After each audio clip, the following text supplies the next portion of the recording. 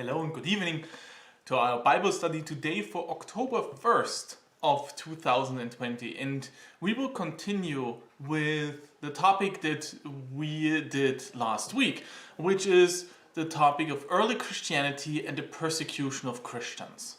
Now, we took a look at the very first beginning of the church, of the Christian church in the beginning after the formation of the first congregations. And today, last week we also looked at that the persecutions were more individual incidents. They weren't as widespread. And we left off with Emperor Trajan and his edict, which basically said that Christianity is not legal but will also not be persecuted. So Christianity is still in a limbus of not knowing where exactly they are. So they're basically getting not officially tolerated, but unofficially getting tolerated. This all changes because now we enter the 3rd century, and in this we're going to see a realm-wide and systemic persecution of Christians, mainly between the years 250 and 260 under the emperors Decius and Valerian. One of the reasons for these new edicts is actually one that we can see throughout the entire history of humanity. The realm, the Roman Empire, was struggling with politics on the inside and on the outside. And usually when this happens, emperors and empires are trying to find not only scapegoats but also diversions, like things that will focus people on different meanings. One of these for the Roman Empire was the persecution of Christians. So one of the reasons was, as I stated, insecurity within the realm from within and without. The economics are getting way worse in Rome. There needs to be higher taxes levied for the military since they have so many conflicts and the Roman Empire is that huge. There's also a problem of inflation. And the gap between rich and poor is getting bigger, and also because the realm and Roman Empire is so widespread, it extends this almost from Northern Europe all the way down to Africa. It's a huge realm and a huge empire, and that creates a lot of disconnect between the different people. There's not really a feeling of people being of one Roman Empire. And also, there is a huge border conflict. It's with the Gothics and the Gothic people in the northern part of the empire, and the Huns are coming in from the east. So again, there's a lot of military conflict. This is a huge instability within the empire, and also there's a huge political instability. Between over the amount of 50 years, they basically have 30 emperors and counter-emperors, because when an emperor dies, it is not entirely clear who is gonna take over, and even if there are multiple sons, they're fighting within each other. The military has to support one person, then there's wars against each other. So there's a huge problem, and that left a huge void, because when an emperor passes, usually the entire apparatus, the entire administration is getting changed as well, because the new emperor might have new favorite families to put in. So the entire Roman Empire is in sort of a state of disarray.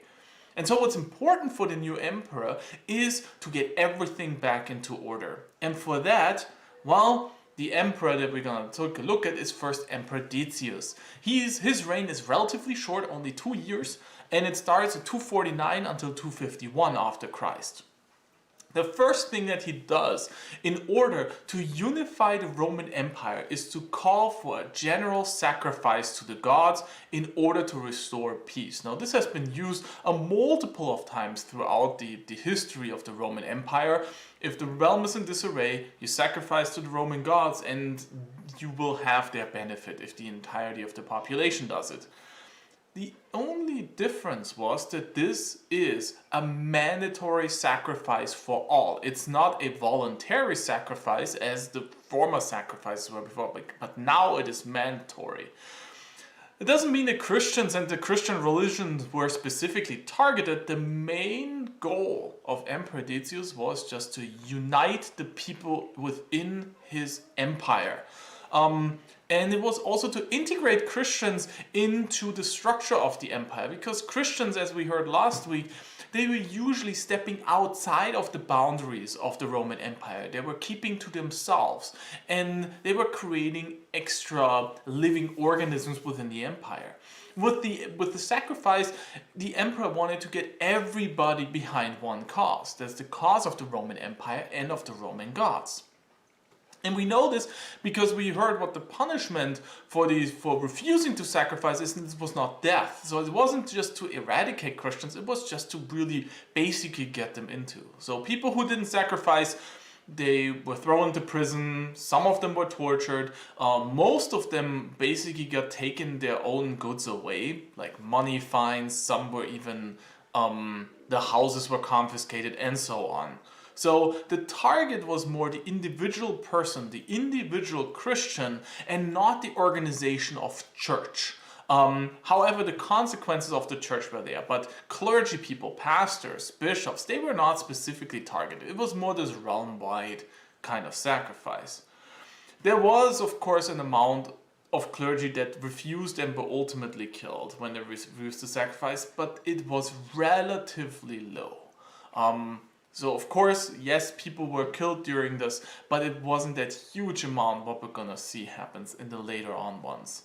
What we also know is, in order to see how you would sacrifice whenever you went to the sacrificial temples, you would get a letter that would state that you did the mandated sacrifice. So what would happen is a lot of people, especially Christians that were of a higher stand and had a lot of money, they were just bribing the officials to give them a letter. And the officials didn't really care if somebody sacrificed or not, if they would get a little bit of money out of that deal. So it didn't really impact the rich Christians and the powerful Christians too much, because there were a multitude of other ways to really get around of all of this sacrificing ordeal. For the consequences, the church, however, had some consequences to talk about. And one of these consequences was, how does the church treat people who did participate in that sacrifice? Because it's a clear violation of the first commandment, you shall have no other gods next to me. So people who fell away were called apostasies. So people who really, apostasies is a Latin word for falling away. So they really gave up their faith. And according to the ancient church, there was no coming back from one of the worst sins that you could commit, which is denying God. And this falls under all of these clauses when Jesus tells us that we need to take up our cross and follow him. The denying of Peter, all of these kind of things play into it. So the church was confronted with a problem. How do we deal with people who we know either participated or even who bought themselves free and in that denied their faith? And there was a huge church discussion in Carthago, and this went on for multiple days and even weeks, and the entirety of the church came together and ultimately decided, in a broad sense, to let the apostasies back to the church, and in that basically created a new system of forgiveness.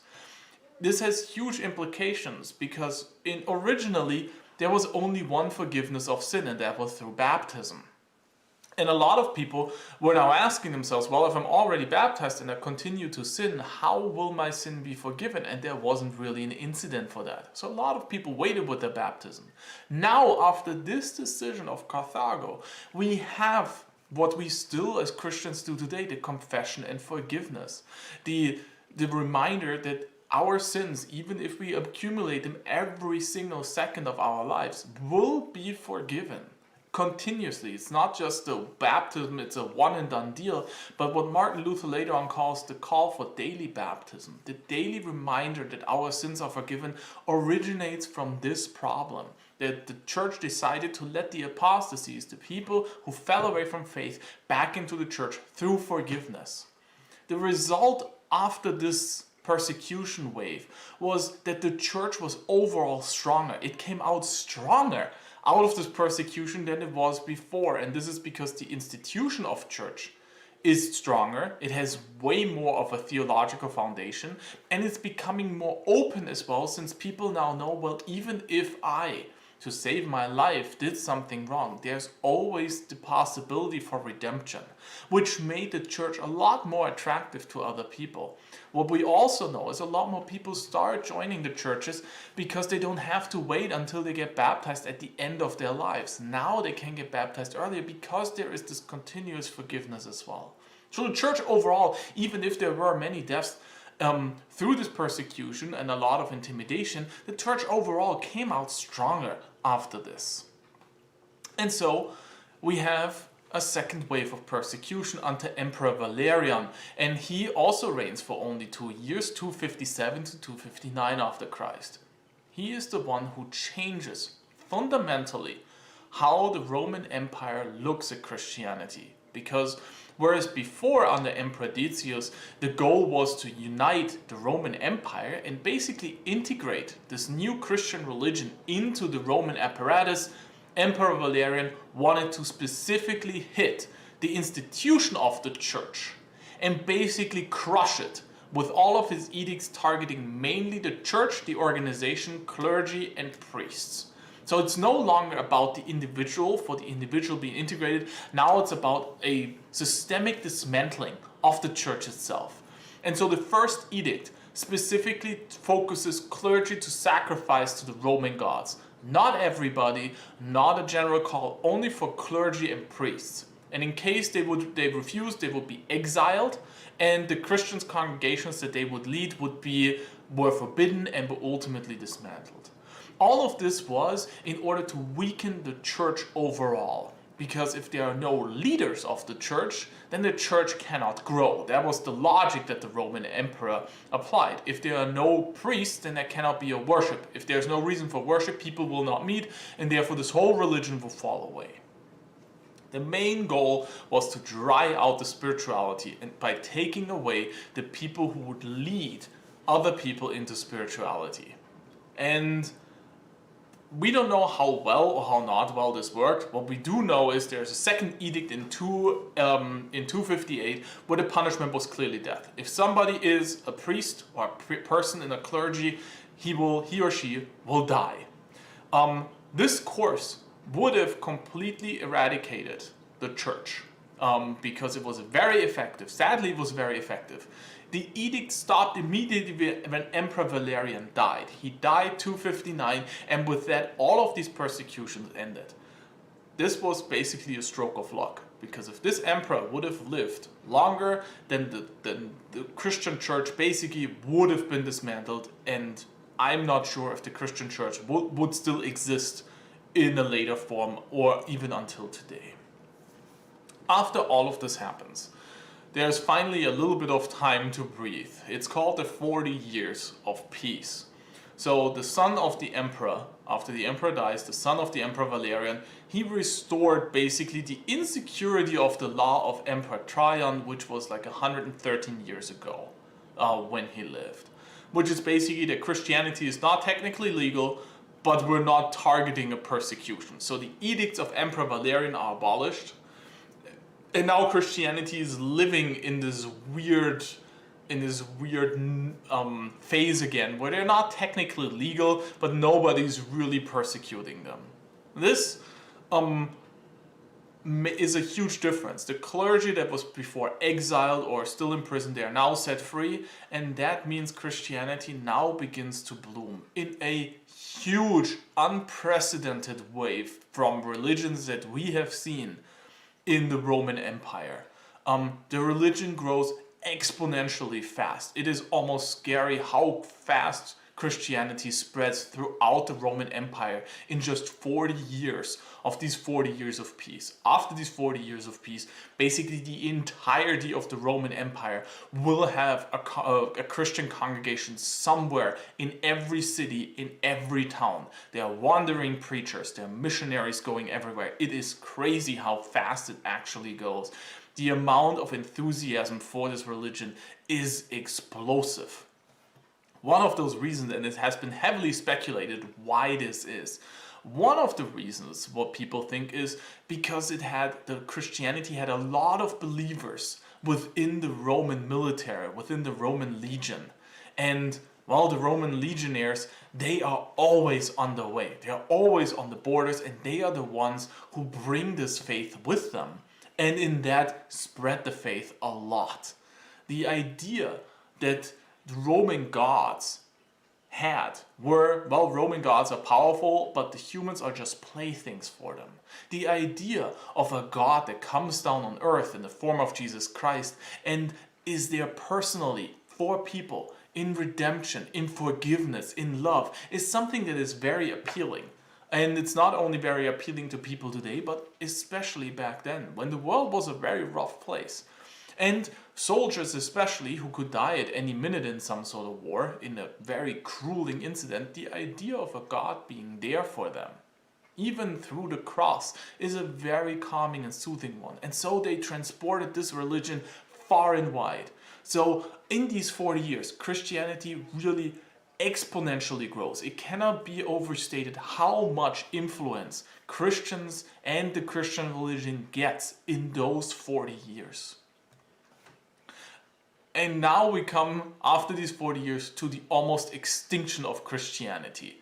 Diocletian is an emperor that lives for 8 years, and if he would have lived a little longer, we would not be Christians today. That is something that I can say with uttermost conviction. The edicts and the persecution waves that he instigated are one of the most cruel and one of the most systematic and, you have to say, one of the most successful that the history of humanity has ever seen.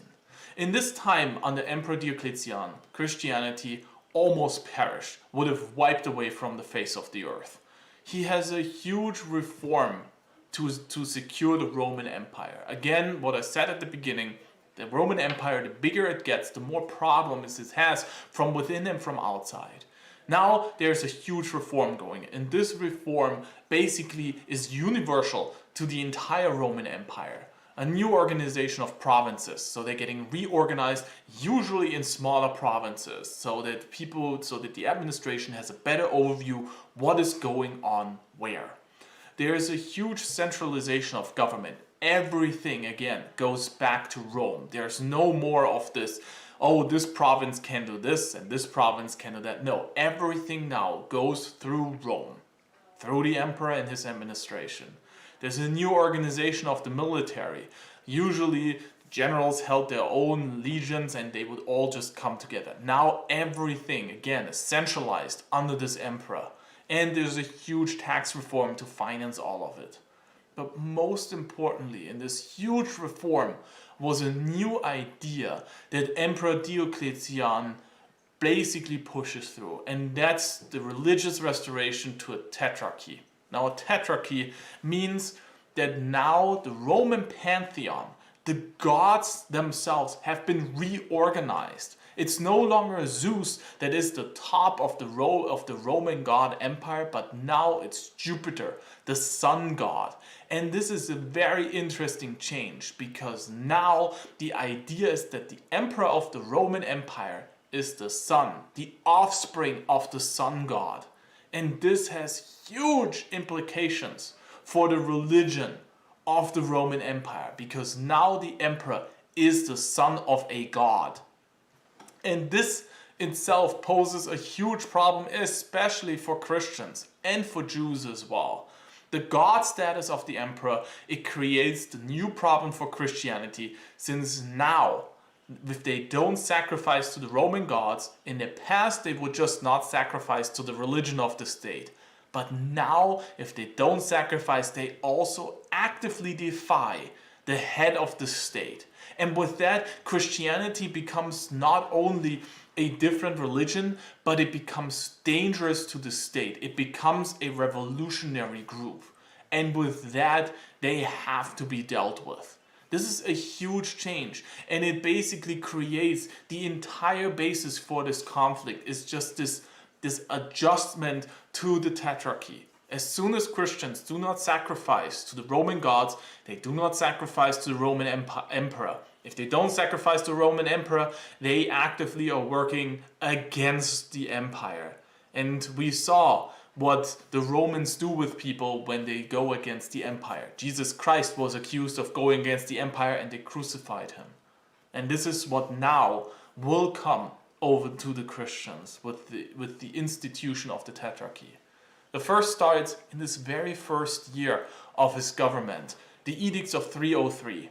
Diocletian, he now has the intent of getting rid of Christianity, and he says it outright. He doesn't want to integrate them anymore. He doesn't want to destroy just the clergy. He wants to dismantle the entirety of the church and basically wants to make this religion go away. He wants it to vanish. And he is the author of the persecution of Christians in a very, very direct sense. And the language and the means of persecution will severely change. We are now in the year 303. Over the last 250 years, we have always seen persecution of Christians. They were always targeted in some way, sometimes tolerated, but never made official. And now begins a new wave where they're getting systematically eradicated on a never seen before scale. This is a huge turning point in history, where before it was just localized incidents like in Rome where Emperor Nero blamed Christians. Now it's on an empire-wide, huge scale, never seen before. And the action seemingly starts out of nowhere, but we now know it was well planned ahead when on February 23rd in the year 303 the church of Nicomedia was completely destroyed. It was burned down and destroyed. And with that destruction, at the same day and even at the same time as this destruction happens of the church, a new edict gets published in the entirety of the Roman Empire. So all of the administrators got the letter of this edict way in advance and were tasked to plan a systemic destruction of the church. With the destruction of this church, a new edict was published that states that all churches, all of church buildings, and yes, even houses of congregations where they met had to be destroyed. Not just confiscated, destroyed, burnt down and dismantled. All books, all holy scriptures are to be collected in order that they can be either burned or locked away, so that even if the church doesn't remain, so that people cannot retell their stories or have their traditions being published. All of this is now to be collected. All the Christians, even the rich, even the powerful, are losing their status as a city or as a citizen in a city or as a lord. This has huge implications because it means they basically are slaves. They are losing their rich and powerful status. This was a huge targeted effort to completely dismantle all of the powerful support that the church had. Getting rid of churches, getting rid of the tradition in scripture, and getting rid of powerful supporters by taking away their status. And of course, parallel to this violence, which was a very violent act, the empire also started putting out propaganda pieces to show the insignificance of Christianity. They had a couple of philosophers and even theologians either threatened or bought to show that Christianity isn't even the right way, that the correct way should be to follow the Roman Empire, the Roman Emperor, and the Roman gods. So there's a huge systemic and systematic wave trying to get rid of the Christian religion. And I state again, it probably would have wiped Christianity away from the face of the earth, if not for the relatively short time that Emperor Diocletian lived. But now it is thrown in a complete disarray. There's a second edict that comes shortly afterwards. It is that all of the clergy, all of the bishops are to be arrested and killed. Not even given the chance to fall from their faith or anything. No, just arrested and killed. During this time, the amount of loss was insane. The amount of martyrs that we have was immense. Most of the martyrs come from this time that we have still in our martyr acts, like Stephanos and all of the others. All of them were basically killed during this time of persecution of Emperor Diocletian. So the amount of destruction and death was widespread, and it threatened to destroy Christianity as a whole. And it wasn't localized, it was throughout the entire Roman Empire. The only thing basically that saved Christianity was that in 360 empire fell into a huge disarray over a power grab of multiple lords that basically got certain specific parts of the military behind it, and it was almost to the point of a civil war. This has nothing to do with Christianity. I want to make this clear. So there's no Lord who wanted to defend Christians. It was just a huge conflict about who is going to be in power in the future, and only because of this did basically the military, the police, and the administration look away from the systemic persecution. In just these 3 years, it is estimated that Christianity lost over 60% of its believer base, over 70% of its buildings and clergy in just 3 years. So you can imagine if this would have went on for 3 more years, there wouldn't be any Christianity left. It was a huge impact that was being held, and it has some huge theological issues for the next couple years as well. The whole idea of martyrs dying for their faith, being sanctified and glorified with the survivors, is definitely there. There's also this phenomenon of survivors' guilt in the leftover congregations. So all of this will throw the church into a huge turmoil, and we're going to take a look at this as well, what it meant for the church, and also how it changed the church that we can even feel today. Something that happened almost 2,000 years ago will still have influences on us as a church today. In the end, the edicts did not destroy the church completely, but the church was severely weakened by it. The last year, what we have in the year 3311, exactly on April 30th, the new emperor that got pushed to the throne, Galerius, he published a last edict before he died and declared Christianity a religio licita. Now, if you remember, the status of religio licita is one that is rarely given by the Roman Empire. Judaism is one of them, which basically states that this is a religion that is exempt, that does not have to sacrifice to the Roman gods or to the Roman state, as long as they behave according to the will of the Roman Empire. But otherwise, they can live out their own religion. So after all of this, in the year 311, Christianity is finally tolerated. This also overturns the edict of Emperor Trajan, which basically declared Christianity illegal but also didn't push for persecution. With that, Christianity is not legal, but it's tolerated as their own religion. And this happens in the year 311. So we are now almost 80 years after the first big waves of persecution started. Christianity has come a long way. After all of this, the church and Christianity itself will have been persecuted for well over 150 years. And now it seems to be a break. Christianity, and this is what we're going to take a look at the next time, it will be adopted by future emperors and then will be integrated into the Roman state system. And that was going to be a huge change for Christianity, making it a powerful religion that lasts until today.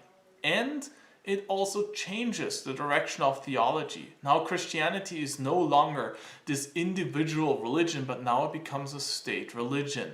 And with that, the connection between politics and religion become very, very close and will basically shape the history of not only the Western European church, but the Christian church worldwide for the next 1,800 years, all the way until today. What our church, not only the ELCA or the church in Germany or in Europe, what our Christian church today is basically all the groundwork that has been laid after these Christian persecutions and Christianity being adopted as a state religion. The question that happens, or that is being posed by a lot of theologians about this is, what did we as a church lose today through this integration into the state system? Because there's going to be a lot of change happening. Christianity is no longer an underground individual house religion. Now it becomes a big state religion. And in that, it is not only public aware, it has new powers and new opportunities, but there's also something lost in there. And what exactly it is that we lose, I want to think about with all of you in the next time.